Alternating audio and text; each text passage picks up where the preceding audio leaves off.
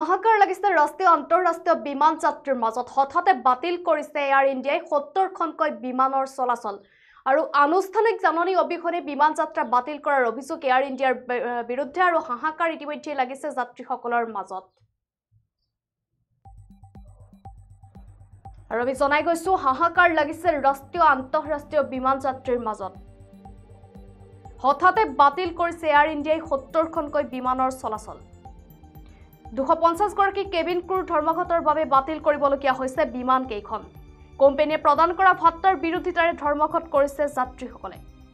ক্ষমা কৰিব কেবিন ক্ৰুসকলে হাহাকাৰ লাগিছে ইতিমধ্যে ৰাষ্ট্ৰীয় আৰু আন্তঃৰাষ্ট্ৰীয় বিমান যাত্ৰীসকলৰ মাজত আৰু আনুষ্ঠানিক জাননী অবিহনে বিমান যাত্ৰা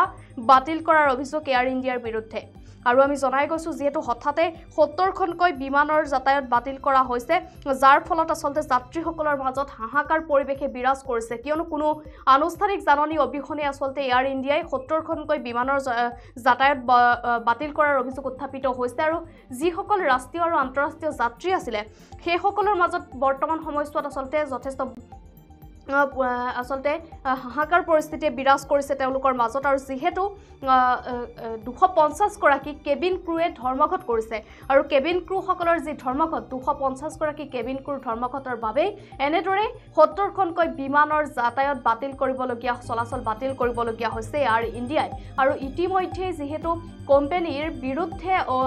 আসলতে কেবিন ক্ৰুসকলৰ অভিযোগ যে তেওঁলোকে যি ভাত্তা প্ৰদান কৰে সেই ভাত্তাৰ বিৰোধিতাৰে তেওঁলোক ধৰ্মঘটত বহিছে যাৰ বাবে আসলতে বাতিল কৰিবলগীয়া হৈছে ৭০খনকৈ বিমানৰ যাতায়াত আৰু এনেদৰে আসলতে হঠাতে বিমান ৭০খনকৈ বিমানৰ যি যাতায়াত সেই যাতায়াত বাতিল কৰাৰ লগে লগে যিসকল যাত্ৰী আছিল ৰাষ্ট্ৰীয় পৰ্যায়ৰ হওক বা আন্তঃৰাষ্ট্ৰীয় সেইসকল যাত্ৰীৰ মাজত বৰ্তমান সময়ছোৱাত হাহাকাৰ পৰিৱেশে বিৰাজ কৰিছে আৰু এয়াৰ ইণ্ডিয়াৰ বিৰুদ্ধে অভিযোগ যে তেওঁলোকে কোনো ধৰণৰ জাননী আনুষ্ঠানিক জাননী নিদিয়াকৈ এনেদৰে আসলতে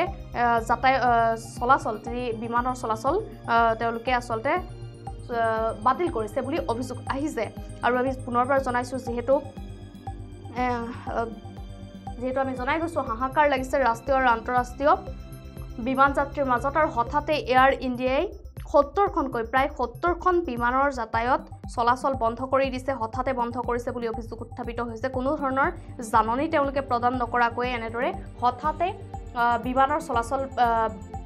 তেওঁলোকে বাতিল কৰিছে আৰু যাৰ বাবে আসলতে হাহাকাৰ লাগিছে ৰাষ্ট্ৰীয় আৰু আন্তঃৰাষ্ট্ৰীয় বিমান যাত্ৰীৰ মাজত কোনো আনুষ্ঠানিক জাননী অবিহনে এয়াৰ ইণ্ডিয়াই বিমান যাত্ৰা বাতিল কৰাৰ অভিযোগ আৰু ২৫০ গৰাকী কেবিন ক্ৰুৰ ধৰ্মঘটৰ বাবে বাতিল কৰিবলগীয়া হৈছে বিমান কেইখনৰ যাতায়াত আৰু কোম্পানীয়ে প্ৰদান কৰা ভাত্তাৰ বিৰোধিতাৰে ধৰ্মঘট কৰিছে এয়াৰ ইণ্ডিয়াৰ ২৫০ গৰাকী কৰ্মচাৰী আৰু এই ধৰ্মঘটৰ পিছতেই যিহেতু ৭০খন বিমানৰ যাতায়াত বন্ধ কৰিবলগীয়া হৈছে ইয়াৰ পিছতেই যাত্ৰীসকলৰ মাজত আসলতে হাহাকাৰ পৰিৱেশে বিৰাজ কৰিছে আৰু আমি জনাইছো কোনো ধৰণৰ আসলতে জাননী আনুষ্ঠানিক জাননী নিদিয়াকৈ এনে পদক্ষেপ লোৱাৰ অভিযোগ এয়াৰ ইণ্ডিয়াৰ বিৰুদ্ধে